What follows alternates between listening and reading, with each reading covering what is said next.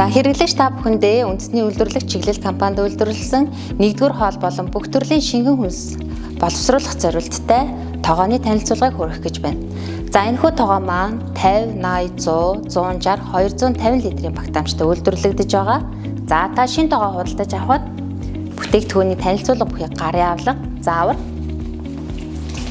За энэ даралтын манометр, уурын даралтын калапан, цамцны ус их юулүр гэсэн энэ 3 салаа дагалдаж очино. За та тогоонд энэхүү 3 салаагаа угсрахдаа эрзва хэсгийг нь сангийн литр баруун тийшээ цайтраа ороогоод тогоо эрзвандаа оруулж эргүүлж угсарна. За энэхүү манометрийг тогооныхоо нүүрэн тал руу харсан байхаар угсрал зөвнө.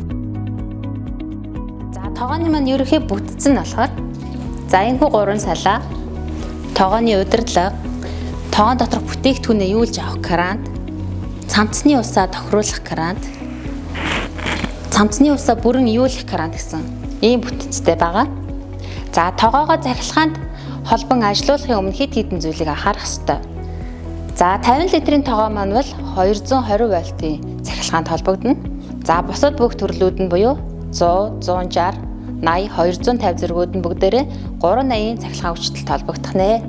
За 50 литрийн тогоонд маань 25 амперийн, 80 литрийн тогоонд 25, 100 литрийн тогоонд 32, 160-ийн тогоонд 40, 250-ийн тогоонд 50 амперийн автоматар захилгаан холболтыг хийвэл тохиромжтой. За та техникийн шаардлагын дагуу тогоогоо захилгаанд холбосны дараа тогоогоо асаахаас өмнө цамцныхаа усыг тохируулан хийнэ. За цамцны ус хийх юулөрлүүгээ за 50 литрийн тогоонд 13 литр, 80 литрийн тогоонд 14 литр, 100 литрийн тогоонд 16 литр, 160 литрийн тогоонд 23 литр, 250 литрийн тогоонд 24 литр ус цамцанд нь орох нэ. За цамцныхаа усыг хэмжээгээр нь тохируулаад энэ юулөрнийхаа энэ карантыг нээгээд энэ руугаа хийнэ. За ингээд хийхээр урд 2 карантны дээдлээ нээлттэй байлгаснаар энэ карантаар ус гараад ирнэ. За дээд карантаараа усаа гарч иртэл нь усаа хийнэ. За энэ карантаар ус гараад ирсэн тохиолдолд цамцны усны түвшин тохирсон байна гэж үзээд энэ карантаа хаачна. За ингээд цогооны маань цамцны ус тохирсон гэж үзнэ. За тогооныхоо цамцны усыг тохируулж хийсний дараа тогоогоо ажилуулахдаа удирдлагын хэсэгт байрлах асаах улаанд очиод дарна.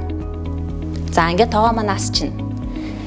За таны хийж байгаа боловсруулж байгаа бүтээгдэхүүнийхээ технологийн шаардлага тохируулаад тогооныхоо температурыг 100 хүртэл градус дээр тохируулан ажилуулж болно.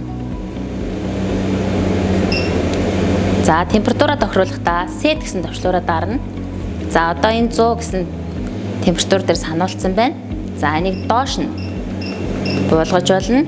Дээш нь ахиулаад хамгийн ихтэй 100 градус дээр температураа тохируулж болно. За тохируулсан температур дээр ирээд set гэсэн төвчлөрийг дарснаар тогоо маань 100 градус дээр температурыг саналаа. За ингээд тогоо маань ажиллаж явсаар таны сануулсан 100 градус дээр ирээд автоматар унтарна. За 10-аас 20 минут амарсны дараа тогоо маань эргээд автоматар асаад явна. Тэгэхээр таны сануулсан температур дээр таны бүтээгдэхүүний хэмийг хадгалах ийм зарчмаар тогоо маань ажиллаад явна. За тогоонд маань гэмтэл гарах хэд хэдэн шалтгаан байдаг.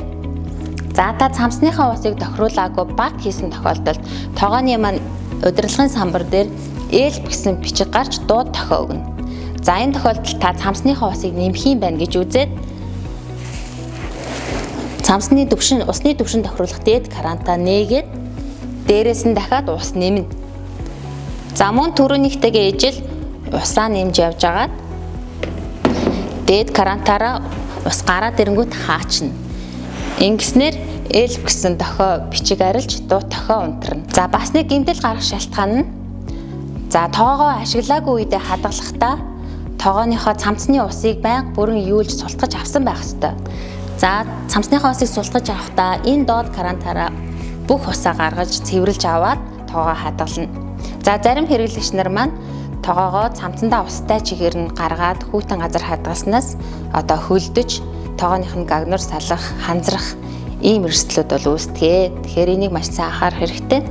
За мөн одоо цахилгааны гэмтэл, объектын цахилгаанд ямар нэгэн асуудал гарсан, тогны хүчтэй ихсэх багасах зэрэг тохиолдлуудад тогоонд маань цахилгааны гэмтэл гарч зарим нэг эд ангиуд нь шатах ийм эрсдлүүд гардаг. Цамцны ус игцэн тохиолдолд бас нэг алдаа гарна. За энэ тохиолдолд бол доторх бүтээгдэхүүн маш удаан буцална. Бас түүнээс гадна энэхүү уурын даралтын клапангаар маш их хэмжээний уур гадагшлах ийм одоо тохиолдол бас байж болно.